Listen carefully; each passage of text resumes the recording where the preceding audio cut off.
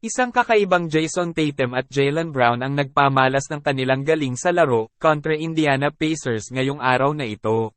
Maganda ang simula ng Boston Celtics mga ka-crunch time dahil sa dunk ni Brown mula kay Tatum. Isang force layup din ang binitawan ni Brown sa gitna.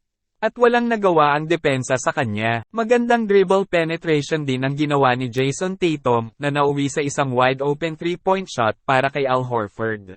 May pagbawi naman ang Indiana Pacers, isang and-one play mula kay Tyrese patungo kay Turner. Magandang pagbawi talaga dahil nasundan pa ito ng isang magandang steal na nauwi sa isang fast break dunk.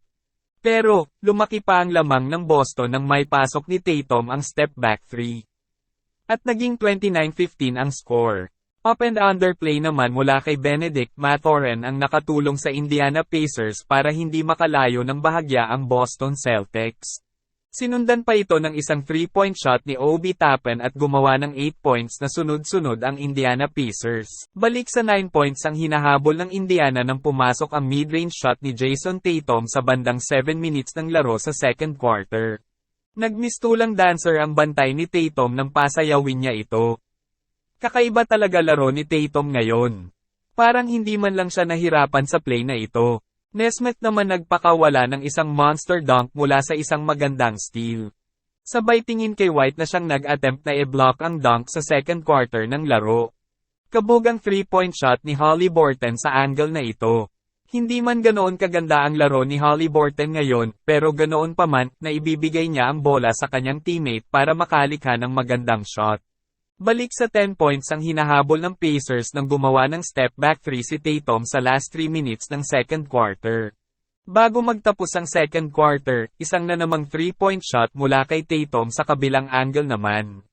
Nesmith ng Pacers para sa isang high off the glass upang mapigilan ang paglobo ng lamang ng Boston. Magandang driving layup ding mula kay Hield na tumulong kay Haliburton at ng Pacers para makahabol. Maganda ang ipinakita ng Pacers sa simula ng third quarter, at naibaba nila ang lamang sa single digit. Subalit may pagbawi naman ng Boston Celtics nang gumawa sila ng isang inside pass para kay Al Horford. Magandang Euro step mula kay Tyrese Haliburton para maibaba sa 5 points ang lamang ng Boston. Pero kakaiba talaga ang isang Jason Tatum, dahil may pagbawi agad kapag mabigyan ng pagkakataon. Sa kabilang banda, isang driving dunk mula kay Tyrese Haliburton at naging 66-73 ang score sa third quarter. 4 points na lang ang lamang, nang makagawa ng magandang play si Holiday. What a nice pass ang nabigay niya kay Horford sa ilalim.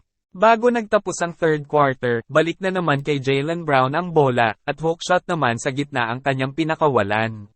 Hanep na Haliburton-Jackson connection para sa isang monster dunk na nagpabuhay sa crowd ng home team dahil 4 points na lang ang kanilang hinahabol. Pero ayun nga, it's Jaylen Brown show naman sa pagkakataong ito. Mid-range jump shot ang kanyang pagbawi. Post-up naman mula kay Obi Toppin sa pagkakataong ito.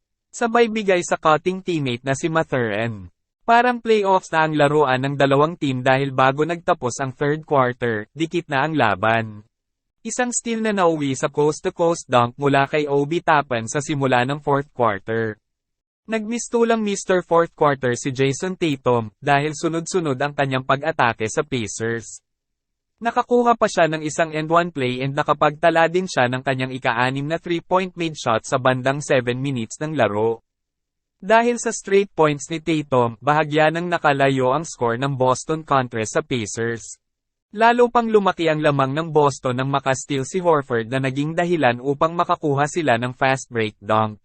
Nagkaroon ng 31 points, 1 assist at 4 rebounds si Jaylen Brown.